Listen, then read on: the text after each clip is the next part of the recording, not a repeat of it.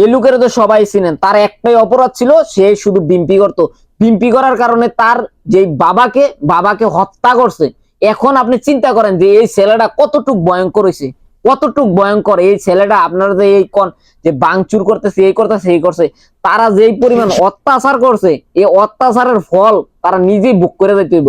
এটা আপনি তার বক্তব্য দেখে আপনি বুঝতে পারবেন যে আসলে সে কতটুক ভয়ঙ্কর হয়ে দাঁড়াইছে।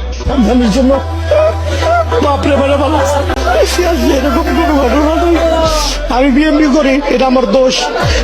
এটা যদি আমার দোষ হয় তাহলে ইনশাল্লাহ বাংলাদেশ আওয়ামী লীগ করাও একদিন দোষ হবে।